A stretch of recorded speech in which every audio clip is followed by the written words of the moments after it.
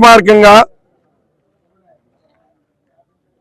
పేద విద్యార్థుల ఆశల్ని అడియాసలు చేస్తూ ఎంతో ఆసక్తితోటి ఎంతో కష్టపడి మెడికల్ సీట్ సంపాదించుకుని వైద్య విద్యని నేర్చుకుందామని ఆశపడుతున్న విద్యార్థులు ఆశలకి తూట్లు పొడుస్తూ వాళ్ళ ఆశల్ని అడియాసలు చేస్తూ కూటమి ప్రభుత్వం ఏదైతే దుర్మార్గంగా గౌరవనీయులు వైఎస్ జగన్మోహన్ రెడ్డి గారు ఆయన ముఖ్యమంత్రిగా ఉన్నప్పుడు కేంద్ర ప్రభుత్వాన్ని ఒప్పించి 17 మెడికల్ కాలేజీలు శాంక్షన్ చేసి దాంట్లో 5 మెడికల్ కాలేజీలు పూర్తి చేసి క్లాసులు ప్రారంభించి విద్యార్థులందరూ కూడా 2వ సంవత్సరం 3వ సంవత్సరంలోకి వచ్చే పరిస్థితి నడుస్తూ ఉంటే దాంట్లో 2 మెడికల్ కాలేజీలు పూర్తిగా నిర్మాణం పూర్తయి కోట్లాది రూపాయల ఎక్విప్మెంట్ కూడా అక్కడున్న హాస్పిటల్కి పులివెందుల్లోనూ పాడేరులోనూ వస్తుంటే మిగిలిన 10 కాలేజీలు కూడా వివిధ స్థాయిల్లో నిర్మాణ దశల్లో ఉంటే వాటిలన్నింటినీ కూడా ఈ చంద్రబాబు నాయుడు చూడలేకపోతా ఉన్నాడు, కళ్ళల్లో నిప్పులు పోసుకుంటా ఉన్నాడు.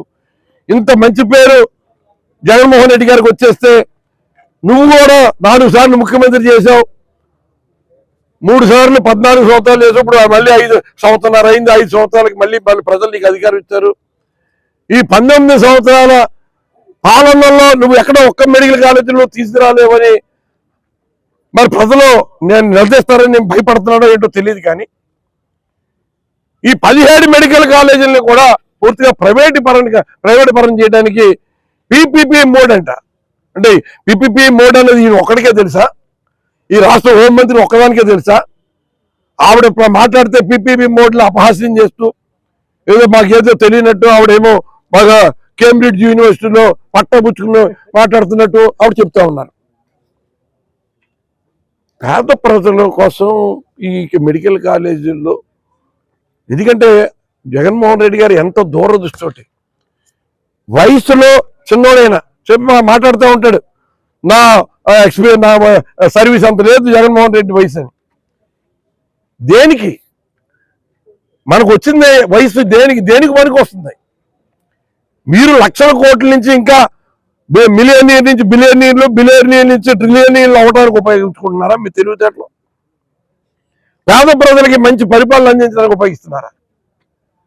ఇవాళ మెడికల్ కాలేజీలు ప్రభుత్వ నిర్వహణలో నడిస్తే అక్కడ విద్యార్థులకి బాగా మంచి మార్కులు సంపాదించుకున్న విద్యార్థులు పేద విద్యార్థులు అయినా కూడా డబ్బులు ఉన్న వాళ్ళతో సమానంగా సీట్లు సంపాదించుకుని ఉచితంగా వైద్య విద్యను అభ్యసించే పరిస్థితి ఈ రాష్ట్రం జగన్మోహన్ రెడ్డి గారు కల్పించారు. అంతకుముందు వారి తండ్రి గారు స్వర్గీయ డాక్టర్ వైఎస్ రాజశేఖర రెడ్డి గారు ప్రవేశపెట్టిన ఫీజు రీయింబర్స్మెంట్లో పేద కుటుంబాల్లో ఉన్న పిల్లలందరినీ కూడా ఉన్నత విద్యలు చదువుకునే అవకాశాన్ని కల్పించాడు. మధ్యలో మీరు వచ్చారు, దానికి ఏదో సీలింగ్ పెట్టి కట్ చేశారు. ఇంజనీరింగ్ కాలేజ్ మెడికల్ కాలేజీలో మీ ఇష్టం, మీరు ఎంత లాక్కుంటారు అని మీరు వాళ్ళకి ఫ్రీ హ్యాండ్ ఇచ్చారు. వాళ్ళు ఇష్టం చేయకపోతే మళ్ళీ జగన్మోహన్ రెడ్డి గారిని రాష్ట్ర ప్రజలు ముఖ్యమంత్రిని చేస్తే ఆయన వచ్చిన తర్వాత మళ్ళీ పూర్తిగా అర్హులైన వాళ్ళందరికీ కూడా ఉచితంగా ఇంజనీర్లు, డాక్టర్లు, మరి అన్ని రకాలుగా కంప్యూటర్ ఇంజనీర్లు అన్ని రకాలుగా కూడా చదువుకునే అవకాశాన్ని కల్పించారు. విద్యా వ్యవస్థని సమూలంగా మార్పు చేశారు. 1వ తరగతి నుంచి ఇంగ్లీష్ మీడియం నేర్పించి ప్రజలందరూ కూడా విద్యావంతులు, మరి ఉన్నత విద్యలో మనకున్న హోదాన్ని బట్టి, మనకున్న ఆస్తిని బట్టి, మనకున్న పేదరికాన్ని బట్టి మన గుమస్తా ఉద్యోగాలతో సరిపెట్టుకోవాలన్న పరిస్థితి లేకుండా కోటీశ్వరులతో పోటీ పడే విధంగా పేద విద్యార్థులు కూడా బాగా చదువుకునే అవకాశాన్ని కల్పిస్తే మీరు వాళ్ళ ఆశలకి తూట్లు పొడి చేస్తా ఉన్నారు. ఇంత దుర్మార్గమైన పరిపాలన మీరు 2024లో మీరు ఈ మాటలు చెప్పే వచ్చారా? అయ్యా పవన్ కళ్యాణ్ గారు, మీరు రోజుకో వేషం వేస్తారు. ఒక రోజు సనాతన హిందూ మతం అంటారు, సనాతన హిందూవాదులు అంటారు. ఇవాళ సమయం ఆసన్నమైంది, సనాతన హిందూ బోర్డుని ఏర్పాటు చేయవలసిన అవసరం ఉందని చెప్తున్నారు.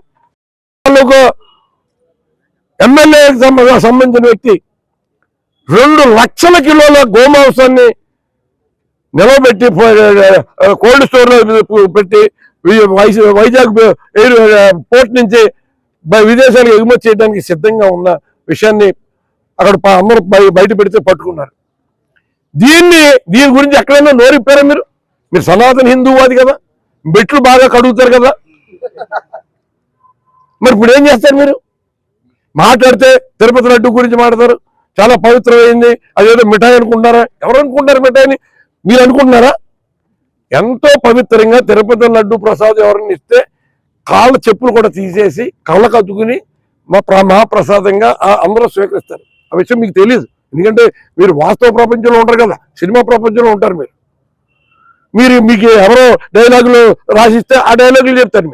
మీకంటూ సొంతంగా అభిప్రాయాలు ఏముంటాయి? చంద్రబాబు నాయుడు ఏం చెప్పమంటే అది చెప్పడానికి మీరు ప్రిపేర్ అయిపోయారు, అంత మనసా వాచ. అంతేగాని వాస్తవ పరిస్థితుల్లో ప్రజలు మన నమ్మి ఓట్లేశారు.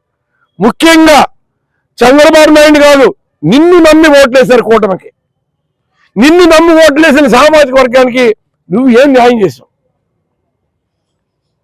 ఎంతమంది యువత నువ్వు పాడు చేసే పరిస్థితి తీసుకెళ్తున్నావో వాళ్ళందరూ వాళ్ళ అగమ్య గోచరంగా ఉన్న పరిస్థితి.